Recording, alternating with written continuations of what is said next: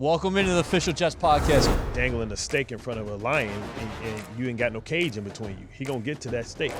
So let's go inside the matchup. A motivated Aaron Rodgers is a dangerous Aaron Rodgers.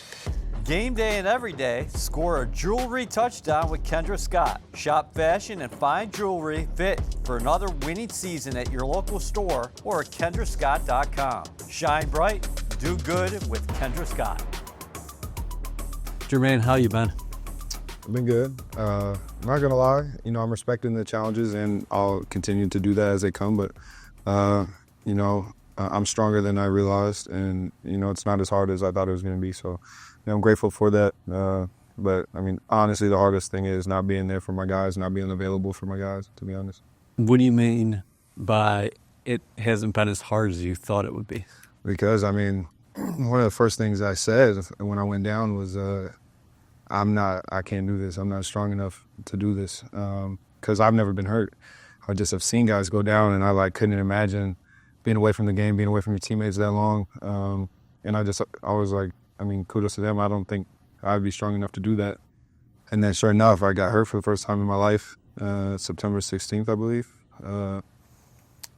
So that was just like, I can't do this. Did you really feel that in the moment? Because look at all the things you've overcome to get to this spot. Obviously, everything was fun because the first time I said, before I went and got surgery, I talked to the whole team in the team meeting, and I was just like, I was crying so much. It wasn't really because, on the field, I was just crying a lot. It wasn't because I'm missing my season. It was because I talk so much shit out there to everybody because I want to go out there and, put on for y'all. I like the fact, I took that with pride, the fact that I want to change the Jets narrative and, do everything I can for them. And the fact that it all came crashing down in one routine play is it really hit me hard. And I just seen guys starting to huddle around me, and it just played back to, when I see that, I have another guys, one of my good friends, Jalen Phillips, who I was with out there in LA, getting fixed up. But I seen that happen to him, and I remember thinking, I was on our field, and I'm like, I can't imagine what he's going through, and his team circling around him. And all those moments are flushing in my head, damn, I'm that guy now. You know what I mean? And I always thought I was invincible, and I'm going into my third year. I'm about to become Defensive Player of the Year. I'm like, I'm ready. I work my butt off. But everybody works their butt off. Injuries is it's sad to say, but I think injuries is part of, or the elusive act of not being injured is part of the greatness of this sport, because it's not easy. This is a whole nother unforeseen, aspect that guys got to overcome or evade completely. And, unfortunately, I didn't do that this time around. And, I got to see everything in a whole new light. But to be honest, it took maybe 3-4 days, and I look myself in the mirror and I'm like, okay, well, this is just another thing you get to say you overcame. And as corny as it sounds, I'm competitive. I'm messed up in the head. I'm too competitive. I'm like, okay, now I get to, when I'm talking shit on the field next year, I get to say this. Right. And I get to say, you letting this guy do this to you. I just tore my Achilles last year. Why you letting me do this to you? This is where my head is going. I can't wait to compete again. But you really blamed yourself in that moment. Yeah. I put everything on myself. I just started thinking well, maybe I didn't ice bath long enough. Maybe I didn't stretch. Maybe I didn't do any, alternative work, calf work at the end of the workout. I'm like, damn, I let my guys down. I let myself get hurt. So that's where my head went. Obviously, things happen, fluke plays happen, but part of what changed my life is when I started pointing the thumb at myself, and this can't be any different. So that's what I did, and I was like, okay, well, next year we're going to go about things totally perfect, look at everything, cross the T's, dot the I's, and, pray to God he handles the rest. But trust, I'll do everything on my part and not let that happen again, so I won't let these guys down again. You said routine play. In that split second. It was crazy. I've done way crazier things than that little step right there. Where I've ooh, I probably should have got hurt right there. You know what I mean? It was just a little, planting my foot down to go the other way. And my toes didn't go back into the ground the next time I went to go step. And usually it was if anything happens like that, I've rolled an ankle here or there. I've been stepped on. What was the pain like, and what was the shock like? There wasn't any pain. No? No, it was felt like somebody just stepped on the back of my heel. I actually thought Sauce did it, or whoever was the corner next to me. So I was turning around and cussing him out, bro, what are you doing? Watch where you're going. And there was nobody behind me, and I was like, shit, okay, let me try to get up and, damn, okay. And I just sat down, just wrapped my arms around my knees. And then I remember I looked over and I seen the medical team coming. I was like, it's no way. But I knew, like I felt it. I was like, yeah, my Achilles is torn. But I've never been hurt, but I just knew it. It's crazy. And they came out, they're like, what's wrong? What's wrong? Like, are you okay? I was silent for like 10, 20 seconds. Because I knew when I finally said like what was wrong, when I finally told them that it was going to be a reality. So I was like, let me just sit here for like 10, 20 more seconds so I can just be an uninjured football player for a little longer. But yeah, I finally was like, my Achilles is torn. They were like, you don't know that. I was like, I know that. Yeah. I know that. And they did a little field test and, brought the stretcher. And I was just like, all the guys, I just started looking at all the guys' faces who I just went through camp with. And, we all have big aspirations to change this organization around. And we all put an extra work in to do so. And I just seen everything that people were relying on me to do this year. I just seen all that go out the window. And the first thing I thought about was I was letting these guys down. What was the timeline like in terms of you getting the surgery, and then what happens immediately after that in terms of the process? I mean, you go in, you get the surgery, you wake up, you got a cast around your foot. You can't obviously put any weight on it, and it's shitty. I'm not gonna lie, because I don't really let anyone do anything for me. You know what I mean? I take pride in trying to get shit done myself, and that's a part in your life where you have to let people, your circle come and support you and come and help you. So I have my girlfriend and my mom there, and they're just huddling around me and they give me everything I need. I can't leave bed. I'm like, okay, well, what am I gonna do? I don't want to drive myself crazy sitting here. So I already play the game anyway. So I was like, why not just start streaming? And I started streaming on Twitch, and so I just started streaming and sitting in the house. You were saying before that you're playing every game. Yeah. What's your favorites out there? It used to be Call of Duty and everything, kind of before the injury. Now, stuff gets old. I'm trying to keep busy, stay sane. So I've just been expanding, and obviously Madden, college football, Marvel's Rivals, Fortnite.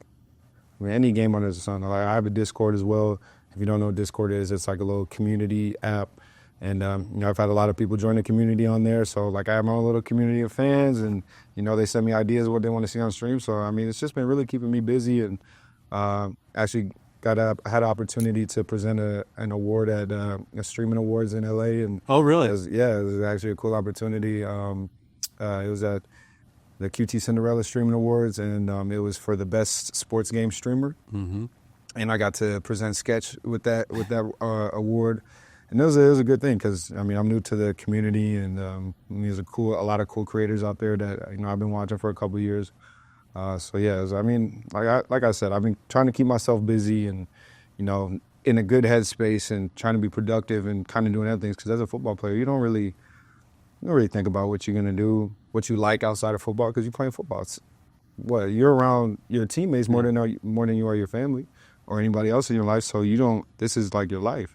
And then like that, it was like, well, now you got rehab, and that's max probably like 4 hours a day. So what do you do the other hours, you know what I mean? So for the first time in my life, that was like, damn, now I see what people are talking about. Like, I got to figure out what to do, how to be productive, and not, allow myself to get in a dark place. The dark places are going to come naturally, but not too dark, you know what I mean? So, like I said, it's something that I did to keep busy, and I appreciate all the people that's been watching and, supporting me, and, we've been going back and forth in the chat and stuff like that. It's been good. So rising above the gray, because there are definitely some dark moments along the way. Yeah. But what teams do you pick in terms of college football? Is always Florida State, or you jump around, and also the NFL? Yeah, well, I try to do Florida State. Obviously, they're having a more down year. So I'll go to Bama, because I like running the triple option, the Navy playbook, or the Navy Air Force playbook. With Melrose. Yeah. Okay. So that's pretty much unstoppable. And what about Madden? I try to stay away from Madden. Okay. I try to stay away from everything, most things football, especially in that beginning time, because I don't want to watch that and I can't go play. I can't even help my team. I kind of didn't want to have anything to do with having to watch while I'm recovering. How grueling is the rehab? You're talking about 4 hours a day early on in the process. Yeah. It's the beginning phases weren't too bad because it's new. You know, it's not repetitive yet. It hasn't become repetitive yet. But I'd say like once you get into like week 6, 7, and to now even, you're doing all the same things every single day, and you're just like Monotonous? yeah, 100%. And the worst part is, I mean, it's fun when you start seeing progress, but there's a progress and then a plateau, and a progress and plateau through the whole period. So when you get that plateau, it's almost like, is what I'm doing working? Like, am I going to be one of the guys that have an injury and then I'm not going to be the same? I'm not going to come back, and then you get the progress. Right. And they're, oh, whew, okay, I'll be good. And the doctors are saying good things, and then the same thing over again, and then, you know, you get good things, and so it's just a process. You know what I mean? Did you talk to Aaron Rodgers at all about his rehab in terms of coming back? 100%. I've talked to a lot of guys. Aaron's was different. He was coming back really fast. He also had the speed bridge. I did not. My tear was higher than his. So with the speed bridge, what they do is they just take it and wrap it under your heel, so that you don't have a repair there anywhere in that tendon. The repair it's technically on your heel, so you don't have to worry about stretching it. But when the traditional, they take the bottom part and the top part, and then they put it together. Now the repair is there, so you can't stretch that. You have to wait till it fuses all the way, and then you can start using it how it's supposed to be used. So that's why the traditional method takes longer. They both heal pretty much the exact same. So it's just it cuts a couple months out there. But again, that's what Aaron did. So his didn't really relate to me much. I more so leaned on him to kind of, for the mindset, like, how do you feel like when you miss it, like how to get over certain things. And I mean, guys don't know how amazing Aaron is, like amazing of a person he is. And Aaron, to his credit, I mean, he tries to, you know, not combat any of the things he sees in the media about himself, because obviously you got to see it, you know what I mean? Mm-hmm. And he doesn't have the best rap in terms of, you know, teammate, this and that, self-centered. Bro, he's none of that. He just doesn't care enough to go and correct you guys. Yeah. He cares about what people in his circle think about him. Aaron, so this is something no one knows at all. I got hurt. I was taking a PJ out to L.A. to go get fixed up. And I was like, well, Aaron's got a jet. Let me just ask him, you know, save some money, or use his jet. I'll pay you everything, however it goes. And you save more money, obviously, using a French jet than one of these charter jets. Sure. Anyway, that's what route I'm going. I was like, yeah, I'll put it together. Cool. I'm getting ready. I'm getting on the flight. I'm like, hey, by the way, you never sent me, you know, the wire information to pay these flights. Keep in mind, these flights from coast to coast are like at least $30,000. It's not cheap. No, at least $30,000. Aaron goes, I have the text. I'm not going to read word for word. Aaron basically goes, don't worry about it. And I'm getting mad because I'm like, no, you know, I don't like people doing things for me, you know what I mean? He's like, don't worry about it. You're a great guy. You handle everything for everybody in your life. Now's the time period you have to focus on receiving help and letting that happen. He's like, let me do this for you. And then, I got a little emotional because, like I said, I'm not used to really anyone doing anything for me, especially something like that. And I mean, he handled it all the logistics, and outside of everything else he's done for me, not having to do anything financially, like to be able to handle that and do that, spend that, not even a blink of an eye. And he's saying it's his pleasure to allow to do that for me. And I mean, he's just a great guy, and I just want to put that out there because I know he gets a bad rap. And it pisses me off, honestly, when I see that stuff. Do you hear more of it and you see more of it now since you weren't, like, in it 24/7?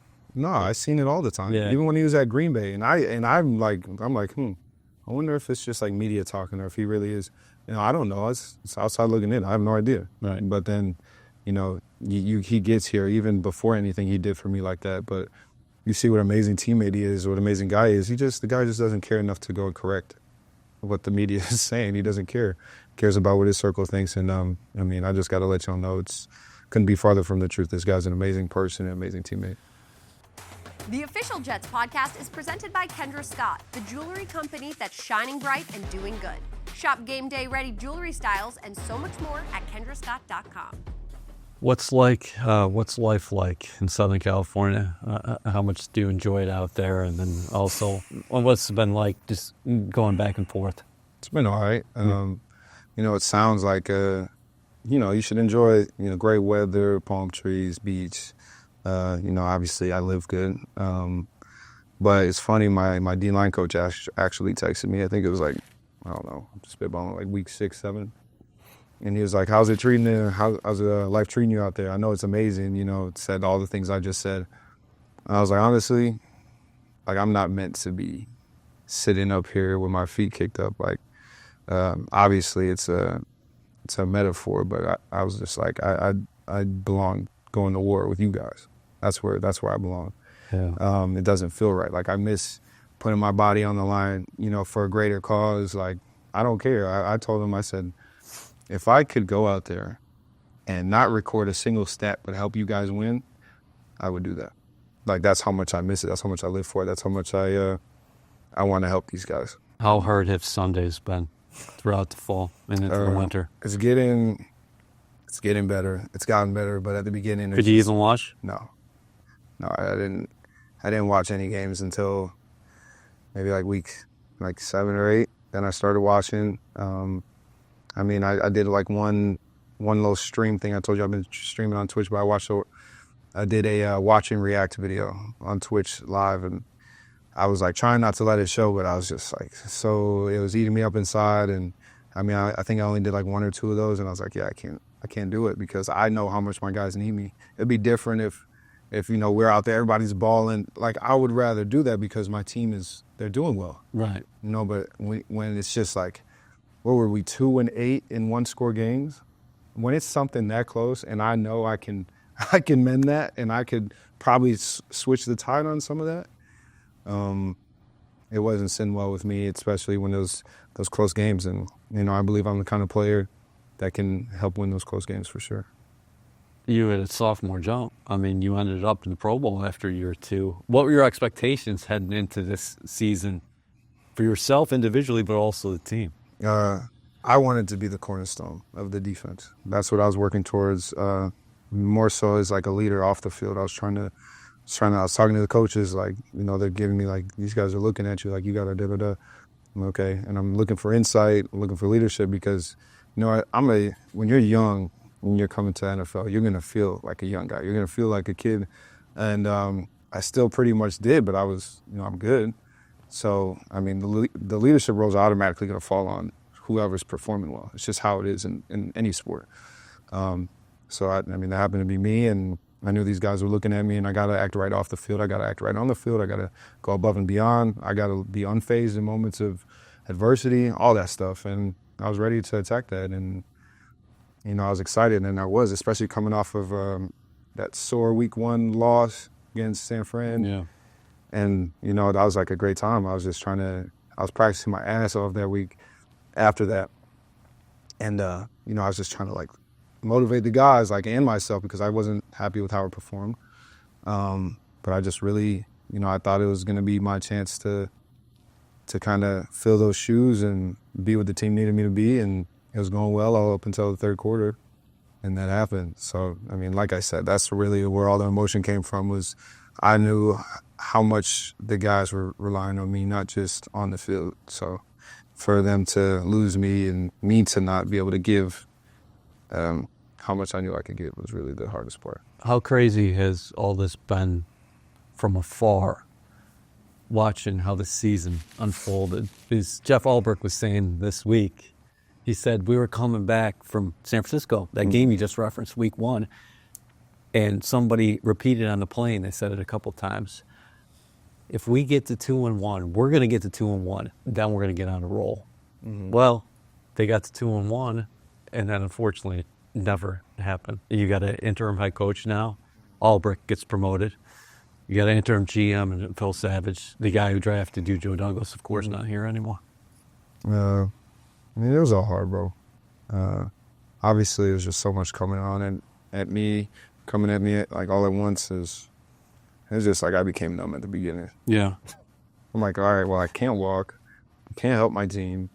The front office, the firings are happening. We're just not where we need to be on the field. It's just like I eat, breathe, and sleep. The New York Jets, my team and my teammates, like that's my life. And it all wasn't going good. And I just I couldn't be available So that was the worst part. Do you worry about the guys, some of the younger guys, who should be the cornerstone pieces here, like yourself, how the losing will impact them down the line? How do you kind of shield yourself from that and say, hey, listen, this sucks, but we are all going to be part of turning it around? Yeah, I mean, that's where my head is. My head's never going to leave. Call me a competitor. I don't care. I want to. I'd said that when I got drafted here, I was going to be part of what changed this whole thing. And that's where I'm going to be at. This is the place I've been at longer than anywhere else since high school. And even in high school, I was only on varsity for the junior and senior year. Is that wild to think of right now? Yeah, it is. Then you're going to be entering year 4 next year. Yeah. I mean, like I said, this is the place I've been at longest. Junior college, high school, Division I. This is my home, technically speaking. I've never been anywhere longer. And I made a vow that I was going to change this place around and do everything I could to do so. And, I mean, the other guys, they got to make that decision. That's on them. But, I mean, I know how I'm thinking. And, I mean, the Jets are going to get everything out of me humanly possible. They already got an Achilles. Look, I'll give everything. Like, I already... But why do you feel so invested? Because this is rare. A lot of times, I'm not saying rare for here, but a lot of times in the NFL, guys start getting paid, things like that. And I don't want to say they're mercenaries, but they don't feel the way you do. Well, I grew up watching sports in a different light. You got guys spending their whole career on the team, obviously until the back end of their career, but for the most part, spending the whole, prime years on one team. And that meant something to me. That meant something to them. You could see it. There's more passion. I play this sport because I love it. I play this sport because you're playing for something bigger than yourself. And, I mean, if you ever start letting the money become what you're playing for, you're not going to perform as well. It's not going to mean as much.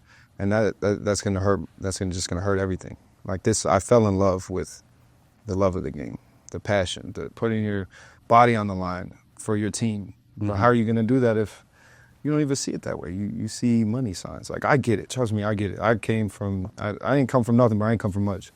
So I get it. Like, you want to get the most money possible, especially with all these taxes, especially in New York. I get it. But I strongly believe not valuing the dollar. I value character 100%, and I can't say that and not do that in my case. So obviously, if the money looks right, great. But I said I'd do something here, and until I do it, I'm not going anywhere unless, obviously, it's out of my hands. But what does culture mean to you? Everything. When people toss that word around, and what's your definition of it as a guy who puts his body on the line? Selfless, 100%. To build a good culture, you have to be selfless. Everybody does, or else it ain't going to work. It's going to mean nothing. So unless you got a good culture, you don't have anything, in my opinion. I mean, you can have all the talent in the world, and I've been a part of teams like that. And I know it don't mean much, but my junior college team, my first year, nobody knew anybody, and I was included. I was in junior college. Nobody knew my name, and we won the first championship. Was it conference championship and bowl game ring? And first time there in 50 years, town middle of nowhere, but it made those people in that town happy as hell. And the second year, we had all the hype, you know what I'm saying? We had Netflix. We're going to have Netflix again. Yeah. Oh, my God, these guys, we have D1 bounce back after D1 bounce back. I mean, we look great. We have so many stars on the team. Bro, we finished 2-8. The talent doesn't mean anything. It's about the culture you build. We could care less about the cameras my first year. The second year, people were there because of their cameras. Yeah. It's culture means everything in this sport, in any sport, in my opinion. So, I mean, I don't care how it looks. I don't care who we have. I want guys on the field with me that care about it, that will put their body on the line. Like I said, that will play every play, record 0 stat just so we could win. What would you tell these candidates for the head coaching position and the GM position about the Jets, the organization, and also this fan base that is so desperate for a winner? Obviously, it's not easy. It's not going to be easy, especially like you said in a sport that's being, or in a profession that's being so heavily monetized. It's going to be hard to build it how it's supposed to be built, how this sport is meant to be built. But it's got to get done. Like I'll be the first to say, I'll put everything aside. I'll put my body on the line. Like I said, I don't care. I'm going to play. My goal is to play every single game next year. Every single game. That's my first goal. But you have to you got to have a culture. You got to have a locker room full of guys that care. Locker room full of guys that will put everything on the line. Full of guys that's ready to fight. Full of guys that's, just grimy, just fighters, bro. Like you got it. Like no divas. You can have people like me. I'm not even too my own horn. I like looking good. I like dressing nice. But when that helmet come on, it's a whole different game. Yeah. So you need guys like that. And that's just how I think. I'm not no GM, I'm not no head coach, but when you got me on your team, you ain't got to worry about me. I'm going one way and I'm bringing people with me. So you just need a lot of guys with the same mindset. And like I told you, this year I was looking forward to being, one of the big leaders on this team. I was looking forward to being a pillar on this team, in this organization. And, next year's my chance. You know what's odd? Since your injury took place so early in the season, I think when people evaluate the 2024 Jets, they forget how big of a piece you were going to be as far as this season is concerned. It's interesting, just because people live in the moment. Yeah. And then I'll look back to week 2 and say, wow, this defense might have looked a lot different. Yeah. If Maine's playing on the edge. Well, McDonald took a big step himself year 2. How excited are you to team up with him moving ahead? Extremely excited, but that's not how great he can be. Yeah. That's not even close. So, I'm excited for him, and I told him I'm about to tell you exactly what I told him. Like, I'm not excited for that. I'm not excited for double-digit sacks, even though I haven't even got that yet technically. But I'm not excited for that. He can be a game wrecker. Like, offenses cannot run plays or not do certain things because he's on the field. And, I feel like he can be that player game in and game out, and I feel like he can go and get 20 sacks. He's just scratching the surface exactly. right now. Yeah. And I remind him that because especially when you play in a place like New York, when you do bad, they're going to let you know. When you do good, they're also going to let you know, and you can't eat that up. You can't. You got to you have a standard, and you set that. You aim for the stars, and some people may aim for the sky for you. Like, that's still high, but no, I'm aiming for the stars. And that's just what I talked to Will about, and he knows that, and he's still going to be hungry. And I'm excited to go out there with him. I was excited to do that this year, but God had other plans, and awkwardly enough, I'm super excited for next year, probably more so than I was this year. Yeah, every step when you've encountered adversity in your life, you've been able to keep on taking steps up the ladder and improving. Yep. Do you think that's exactly what's going to happen here for you after going through this agonizing ordeal? Yep. But we have yet to see the best from Jermaine. 100%. I ain't going to be, if I was a fan, I wouldn't be worried about how I look next year. Y'all just enjoy it. I'll do what I'm supposed to do. Thanks, bro. Yeah, thank you.